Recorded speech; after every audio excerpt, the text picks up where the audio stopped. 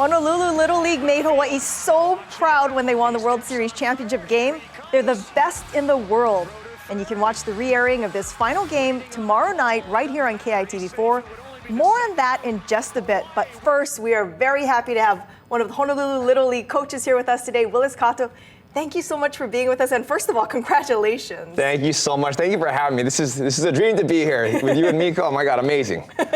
Truly amazing. You know, we were following it. It's been almost 3 weeks now. What's it been like for you guys? It's been a lot. You know, there's been so much support we've been getting from the state that, you know, we just want to just get out as much as possible just to really show our appreciation and thank the public for everything they've done for us and really helped us with our journey. Because, you know, it's said a lot, but we really would not be where we are today without the support we got from the state of Hawaii. So thank you very much to everyone who had helped and supported us throughout this journey. And talk about the journey itself, because I mean, it starts early, right? I mean, you folks, how early in the year do you start training for this, putting together the team?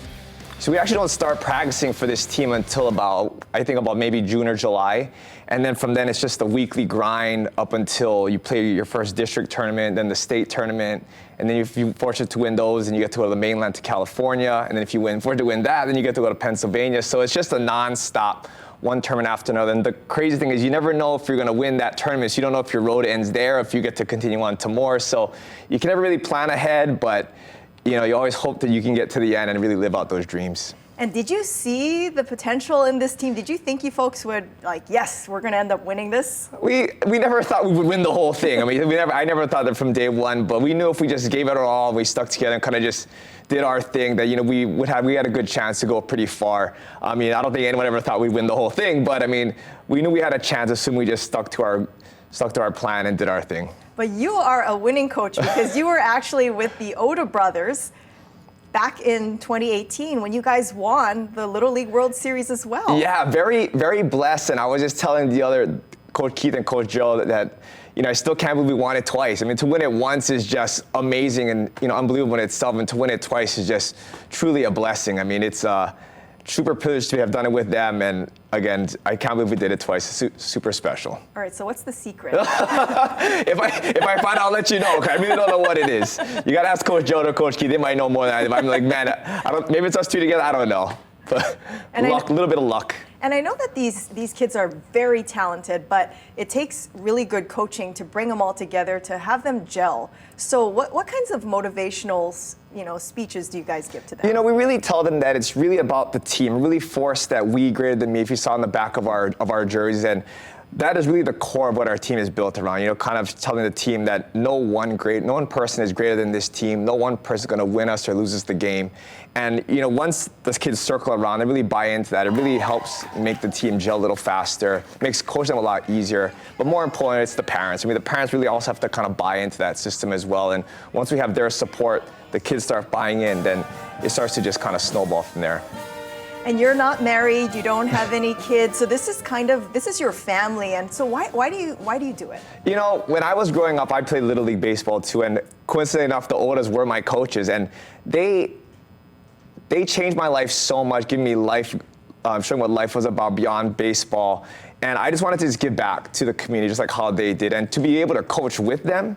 Truly a blessing, and I cannot thank them enough for what they've done. So I just want to just give back and kind of share what the older brothers did to me that I can pass on to these kids. But yeah, you are right. These are my family.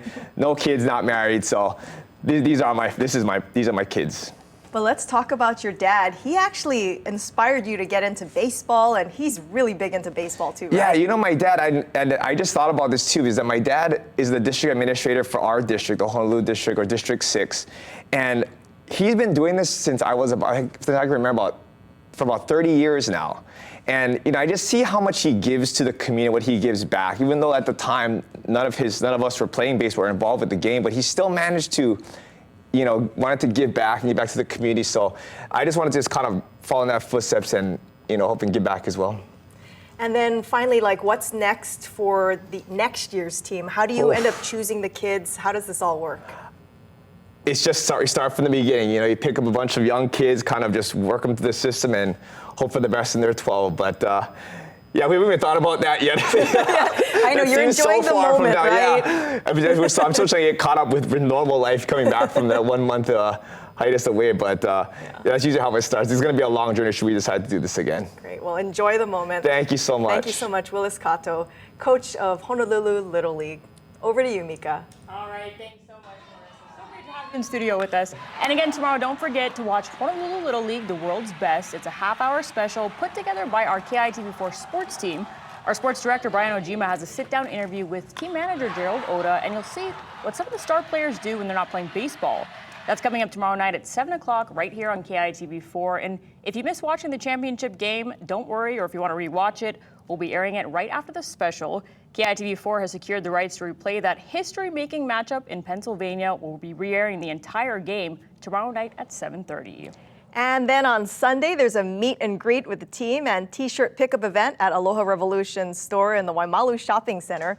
The business, known for its upside-down Aloha logo, made and sold t-shirts with 100% of the proceeds being given to the team. So far, they've raised more than $10,000.